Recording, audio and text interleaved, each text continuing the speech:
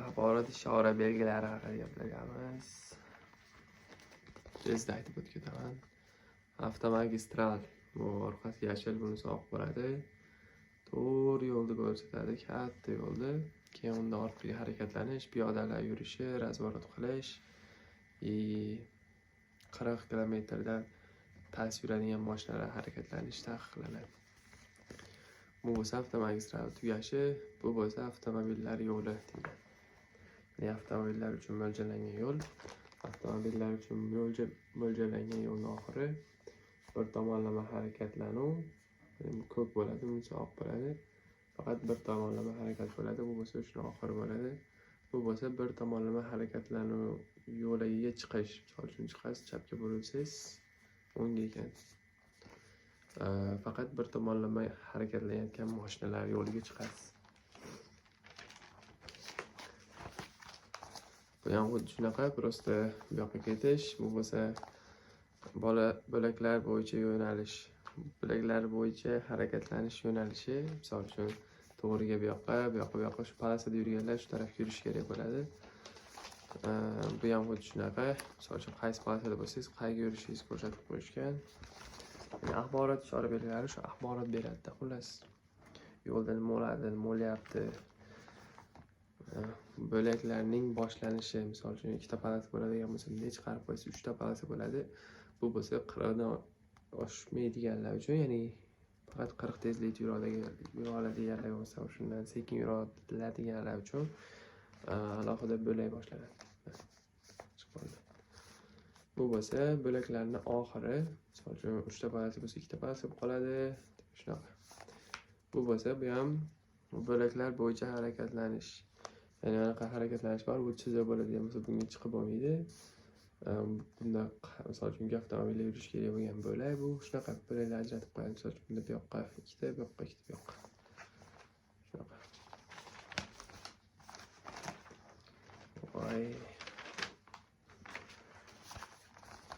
Yo'nalishli transportlar harakatlanish uchun bo'lak. Yo'nalishli transportlar deganda bu avtobus, tramvay, bir yo'nalishda yuradigan taksilar, avtobuslar hammasi yo'nalishli transportlarga kiradi. O'shalar uchun mo'ljallangan bo'lak bo'ladi. Bu ham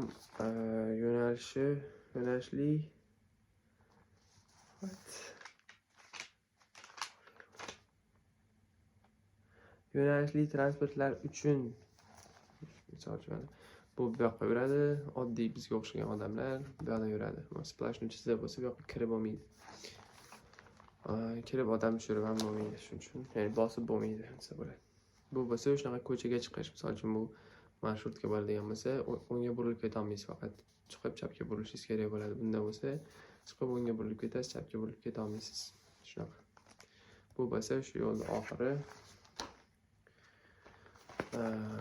Bu qayrilib olish bo'lgan joyda hozir bu yoqqa burilib ketib bo'lmaydi. Misol uchun razvorot qilsangiz bo'ladi xolos, lekin bu yoqqa ketib bo'lmaydi.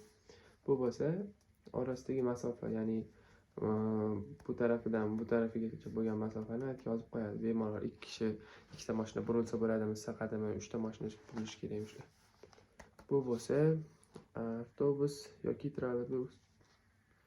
Avtobus yoki trolleybus to'xtash uchun bo'lgan joy, bu bo'lsa tramvay uchun to'xtash joyi. Joyi. 2ga bo'lib aytsammikin? Chunki ko'pda. Bu bo'lsa taksi, ya'ni yo'nalishsiz taksilar uchun to'xtab turish joyi ekan. Bu bo'lsa to'xtab turish joyi oddiy, bu orqasi sariq bo'lsa pulli to'xtab turish joyi.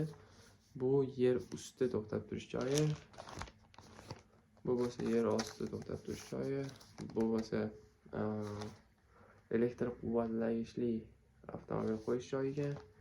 Bu piyodalar o'tish joyi. Xullas, zo'r narsa ko'rsataman.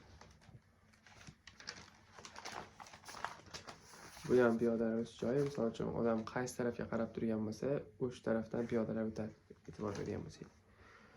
Bu yer osti yo'liga tushish. Bu yer usti ko'prigiga chiqish.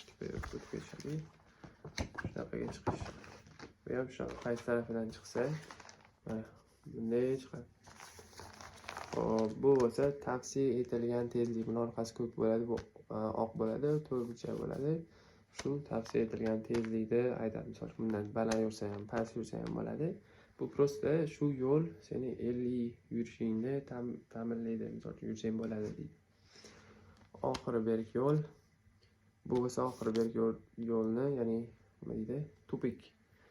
Tupikka kirishdi yo'nalishlar. Bu ham shunaqa oxiri berk yo'lni yo'nalish. Mana shugacha aytib turadi. Keyingi videoda keyingisiga qo'raman.